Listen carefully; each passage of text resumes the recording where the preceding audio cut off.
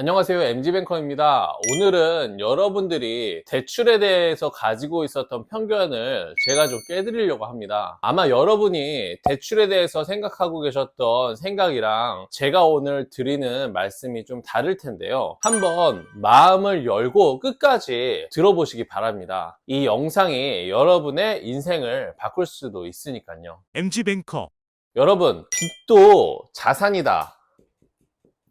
이런 말 들어본 적 있으실 건데요. 아마 이런 얘기를 들으면 빚이 그냥 빚이지 무슨 자산이야 라며 코웃음 치고 넘어가셨을 겁니다. 근데 정말로 빚은 자산입니다. 여러분, 재무제표가 뭔지 아시죠? 회사의 재무현황을 일목요연하게 정리해 놓은 표를 재무제표라고 하는데요. 이 재무제표는 자산과 부채 그리고 자본으로 이루어졌습니다. 이 회계에서는 자산은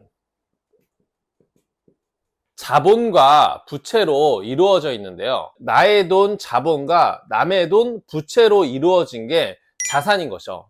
여러분께 예를 들어서 말씀드릴게요. 9억 원짜리 아파트를 사는데 내 돈 3억과 은행 대출 6억을 모아서 샀습니다. 그러면 나는 자본 3억 원, 그리고 은행 돈 6억 원으로 9억 원짜리 아파트 자산을 산 게 됩니다. 6억 원의 빚을 지기는 했지만요. 이게 왜 중요하냐면 총 자산이 9억 원으로 커지기 때문인데요. 총 자산이 커져야 우리의 자산의 증식 속도가 커집니다. 이게 왜 그러냐면요. 여러분이 만약 동일하게 3억 원의 돈이 있다고 해볼게요. 이 A라는 사람은 이 3억 원의 돈으로요 3억 원짜리 빌라를 구입합니다. 반대로 B라는 사람은 이 3억 원을 가지고 앞에 얘처럼 9억 원짜리 아파트를 구입을 하는 것입니다. 이 두 가지 경우가 나중에 어떻게 될까요? 일단 핵심 전제는 물가는 계속 올라가는 겁니다. 이 물가는 매년 2% 이상씩은 항상 올랐는데요. 물가가 오르는 이유는 매해 통화량이 늘어나고 있기 때문입니다. 그러면은 이제 한번 단순하게 비교해 보겠습니다. A가 산 빌라는 1년이 지났을 때 2%가 오르면은 600만 원이 올라가게 됩니다. B는 반대로 9억 원짜리 아파트는 1,800만 원이 올라가게 되는데요.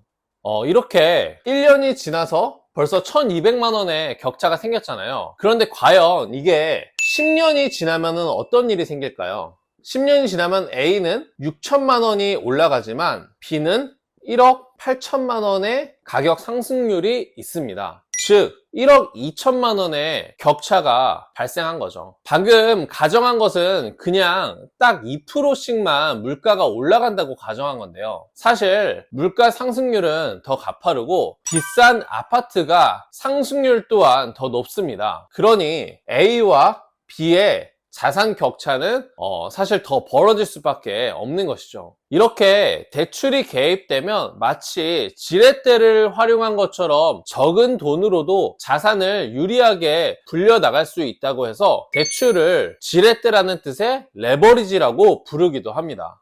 연예인들이 돈 벌어서 서울에 빌딩 샀다는 기사들 많이 보는데요. 막 100억짜리, 200억짜리 빌딩을 턱턱 사는 거 보면 우리 같은 직장인들은 정말 소외감을 많이 느낍니다. 그런데 여러분, 이 사람들도 결국 이 100억, 200억을 다 가지고 사는 게 아니라요. 자기 돈은 10억에서 20억 정도를 가지고 나머지는 대출을 받아서 사는 사실 알고 계셨나요? 10억이라는 돈도 우리 직장인들에게 큰 돈이기는 하지만 정말 불가능한 숫자는 아니잖아요. 열심히 모아가지고 10억 원의 자산을 달성하는 사람들도 많이 있으니까요. 이걸 보면은 사실 부자들도 처음부터 부자는 아니라는 겁니다. 얼마 전 강남에 건물 세 채가 있으신 건물주분과 커피 한 잔을 할 기회가 있었는데요. 그분 얘기를 들어보니 그분도 처음에는 아파트 투자부터 시작해서 지금의 강남 건물주까지 되셨다고 하더라고요. 그분이 만약 대출을 받지 않고 자기 돈으로만 투자를 하셨다면 현재 강남 건물주, 그것도 세 채를 가질 수 있었을까요? 절대 그렇게 되지 못했을 겁니다. 그분은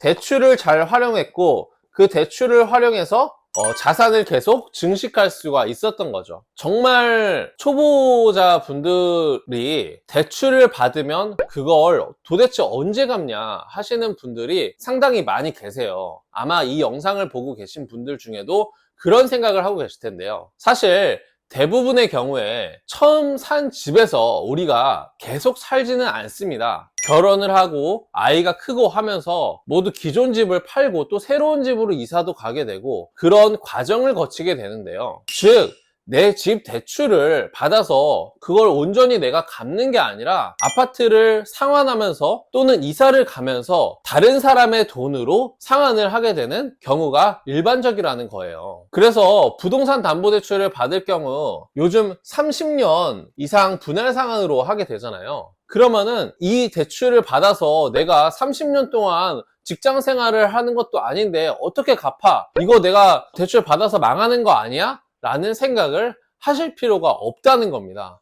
이 대출을 30년 동안 유지할 확률은 거의 없고 그 안에 3년, 5년 안에 내가 이사를 가거나 아니면은 다른 데 대출을 갈아타거나 그런 식으로 상환을 하는 경우가 훨씬 더 많다는 겁니다. 앞으로도 물가는 아마 계속해서 올라갈 것 같습니다. 지금 과거에 1억과 지금의 1억의 가치가 굉장히 많이 달라진 것처럼 앞으로 10년 후, 20년 후에 1억의 가치는 더 작아질 수밖에 없습니다. 즉, 인플레이션이 계속 유지될 것이고 그럴수록 우리는 대출을 더 빨리 받는 것이 유리하다는 겁니다. 즉, 자본주의 게임은 대출을 빨리 받아서 누가 더 자산의, 그것도 총 자산의 크기를 늘릴 수 있냐의 게임인데요. 이 대출이라는 거, 돈이라는 거의 실질 가치는 계속해서 내려가고 있습니다. 그렇기 때문에 우리가 부동산 꼭 여러 채가 아니더라도 내 실거주지 한 채를 마련을 하고 그거를